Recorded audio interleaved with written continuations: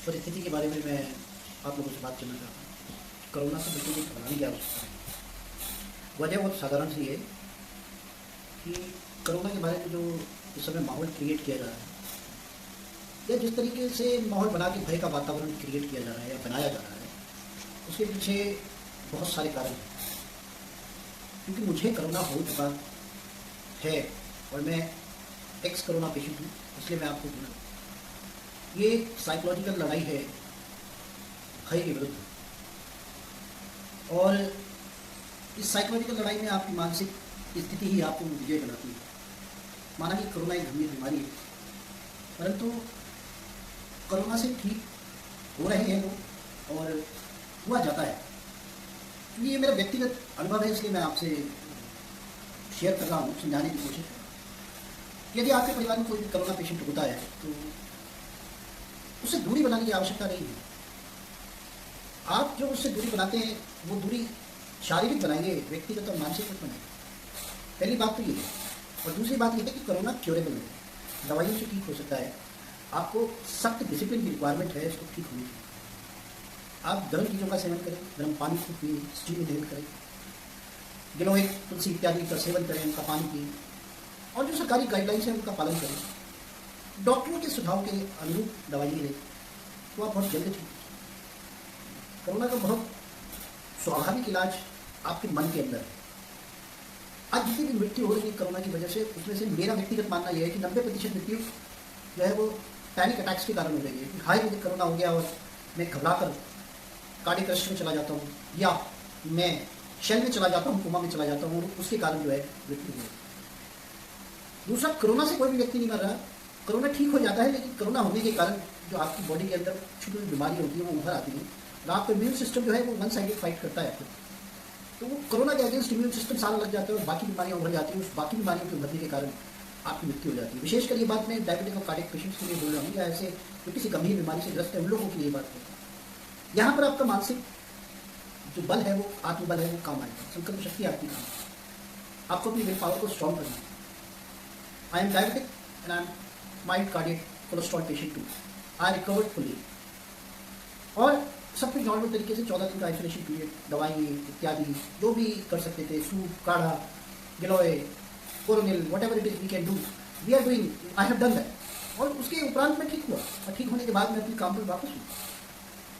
ये लड़ाई में परिवार का सहयोग बहुत ज़रूरी होता है। ये बात शुरू में मैंने कही कि घर में अगर किसी को कोरोना होता है, इसका मतलब ये नहीं है कि वो व्यक्ति अछूत हो गया, वो व्यक्ति दुर्व्यवहार के लायक हो गया। तो समाज में ये चीज़ प्रारंभ हो रही है कि हाँ इसको कोरोना हो गया तो पड़ोसी उससे दूरी बनाने लगा, ये चीज़ें उचित नहीं है। कल को आपके परिवार में कोई समस्या होती है तो क्या वो परिवार जो कोरोना का पेशेंट आपकी मदद करने को आएगा जब आप उसकी मदद करने के लिए? सोचने का विषय। कोरोना से डरना नहीं है, कोरोना से लड़ना है। और मेरा अपना मानना यह है कि जब आप किसी चीज़ से डरते हैं ना तो वो चीज़ आपके ऊपर हावी होती है और आपको डराती है। लेकिन जब आप किसी चीज़ से लड़ते हैं ना, आप उसके विरुद्ध प्रतिकार करते हैं ना, तो वो आप उसके विरुद्ध विजयी होते हैं। आपको वो क्षणिक या कुछ समय के लिए आपको पीछे जरूर धकेल सकती है, लेकिन जब आप कुछ बैक होकर उस पर आक्रमण करते हैं तो आप जीतते हैं। यही लड़ाई हम कोरोना से करनी चाहिए। सरकारी दिशा निर्देशों का पालन करें, मास्क बहुत जरूरी है वो लगाएं।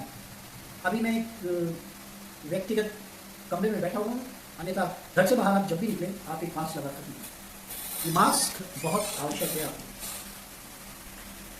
इसके अलावा हाथों को सैनिटाइज करें जितना कर सकते हैं। उससे ज़्यादा ज़रूरी है हाथों को साबुन से धोना प्रॉपर तरीके से। अगर आप हाथों को साबुन से धोएंगे तो ये समस्या नहीं होगी।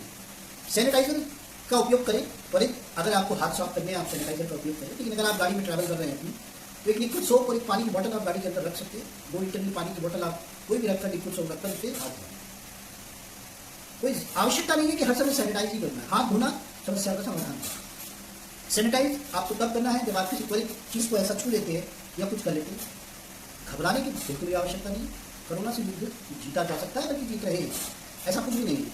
यदि आप देखें तो आजकल के समय में जिस प्रकार से प्रचार हो रहा है, जिस प्रकार से समाचार आ रहे हैं कोरोना की भयावहता को लेकर, मैं उन सभी लोगों से यह अनुग्रह करना चाहता हूँ, विशेषकर मीडिया से, समाचार पत्रों से, कि आप ये तो बताते हैं कि इतने लोगों को हो गया, आप ये क्यों नहीं बताते कि इतने लोग ठीक हो गए। भारतवर्ष में लगभग 2 करोड़ से ज़्यादा लोग कोरोना संक्रमण का शिकार हो चुके हैं। आपने ये तो कभी नहीं बताया कि इसमें ठीक कितने हो गए। लगभग 90% के आसपास रिकवरी रेट है इस समय, वर्तमान स्थिति की बात कर रहा हूं मैं, और 10% लोग इस समय जो है वो अंडर ट्रीटमेंट है, तो मृत्यु का दर 2% से नीचे है। और मृत्यु किन लोगों की हो रही है ये समझने की बात है।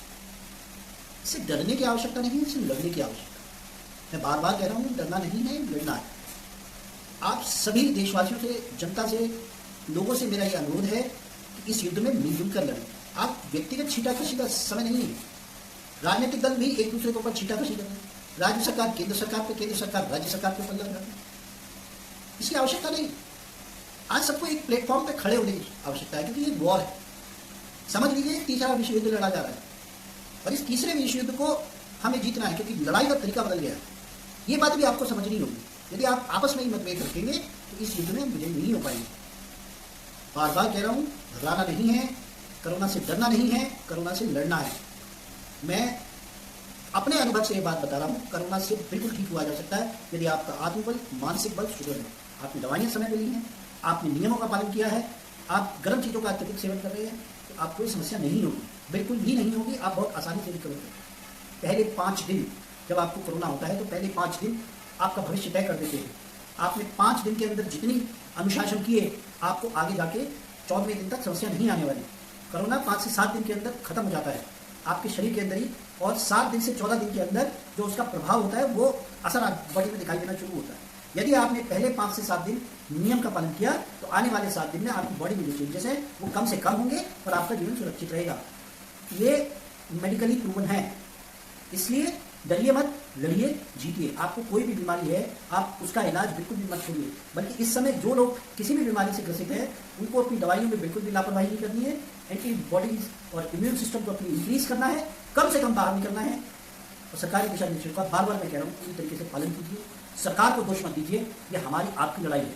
सरकार हमारे आपके घर आकर किसी मरीज का इलाज करने नहीं आएगी, इलाज डॉक्टर आके करेगी, चाहे वो प्राइवेट का हो चाहे वो सरकार का हो।